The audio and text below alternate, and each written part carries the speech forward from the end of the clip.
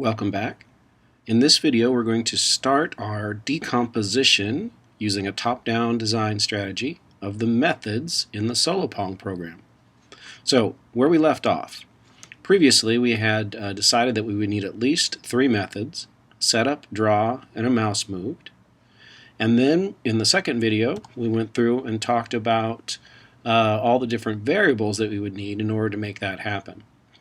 So what we're going to do now is return back to these methods and start to look at those methods in more detail, and in particular start to decompose them into sub-methods. So in this video we're going to look at, in particularly, the setup method. So what's the job of setup? Setup really is there to do all the initialization, the housekeeping type of things that need to be done in a processing program. Well, if you look at our UML class diagram, we have a ton of different variables that all need to be given initial values after the size of the application has been set. Because many of these, particularly the wall variables, and therefore their collision variables, are based on the width and the height of the screen. So what we're going to do is we're going to take setup, and instead of having one large setup algorithm, which would have been very long, relatively speaking, we're going to have a setup algorithm that does the normal things: sizes the window, sets the colors, sets the rectangle mode. So we're going to use the center of the rectangles now for our center of our coordinate system rather than the upper left corner. And then after that, instead of just listing all the things that would be required for the initialization of all the ball variables, wall variables, and paddle variables, we're going to have setup call 3 sub-methods. One that does the ball variables, one that does the wall variables, and one that does the paddle variables.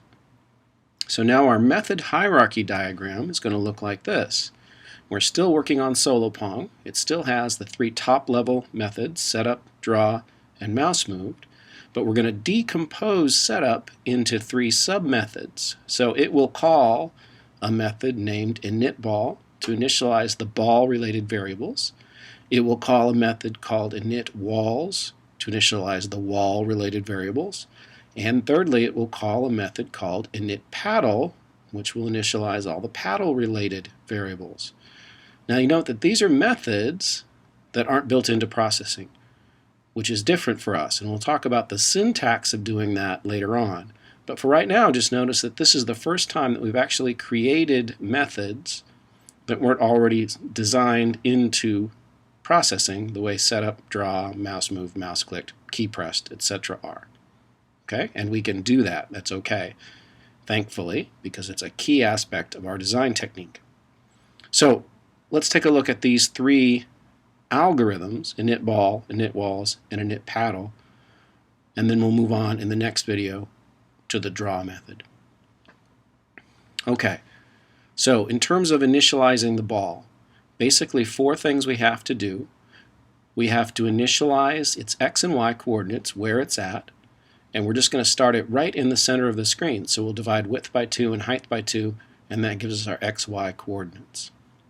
We don't have to worry about initializing the size of the ball, that constant, because it is a constant, and therefore it'll be declared syntactically outside of any method and given its value outside of any method.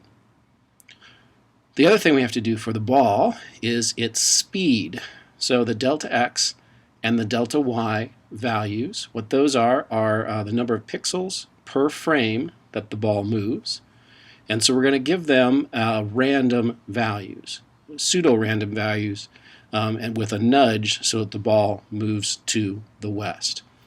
So our random, or our delta x variable will be a random value in the range max speed to 0. And actually that should be negative max speed to 0. So we'll have to fix that in the book. By the way, that doesn't count as a typo for those of you that are trying to get some points that way. But this would be a negative value there. So that would mean that the ball would generally move toward the west, or to the left side of the screen. And our delta y will be a random value in the range minus max speed to max speed. Okay? What's max speed? Well, you can tell from its name that it's a constant that represents the maximum number of pixels per second that the ball can move. Okay? So, again, that should be minus max speed to 0. But this algorithm will make the ball move, generally speaking, toward the west, which is what we want. Okay? What about walls? Well, to initialize the walls, we have to know their coordinates, and we have to know the values for those imaginary collision lines. So our north wall, its x and y values. X-wise, it'll be width divided by 2, and y-wise will be wall thickness divided by 2. Okay? The west wall then, the one on the left side of the screen, its x value will be half the wall thickness, and its y value will be height divided by 2. And then the south wall will be very much like the north in that its x-coordinate will be width divided by 2, and it will be wall thickness divided by 2 pixels up from the bottom, so that's height minus wall thickness divided by 2. Okay? And lastly, the wall collision coordinates, those imaginary line values, will be the wall thickness plus half of a ball size for the north and the west. South is a little bit different because, again, it's down at the bottom of the screen. So we're going to take the height, which would be the maximum value of any thing on our screen, minus the thickness of the wall, minus half a ball size. So that'll move us that much up from the bottom. Okay, so that initializes all of the things that are related to the walls. And lastly, we have our init paddle algorithm. So we'll start the paddle sort of almost to the far right of the screen. We'll make it twice the ball size away from the east edge and put it right in the middle. After that, paddle X and paddle Y will depend on the mouse movement in the up and down direction. So the mouse Y variable will basically be used to determine what paddle Y is. Then we have our paddle collision variables, and again, those are the things that represented those dotted lines on our diagram in the last video. So the X value will just be half of a ball size to the left of the X coordinate of the paddle. Then the top and bottom Y collision values will be from the middle of the paddle plus, or from the end of the paddle rather, paddle Y minus paddle height divided by 2 for the top, or paddle Y plus paddle height divided by 2 for the bottom. And then again, plus or minus half of a ball size. Okay, you should be able to go back and visualize those using the figures in the book or the figures that were on the whiteboard in the previous video.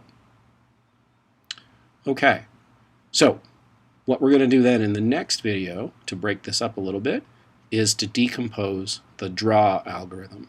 So that will be next.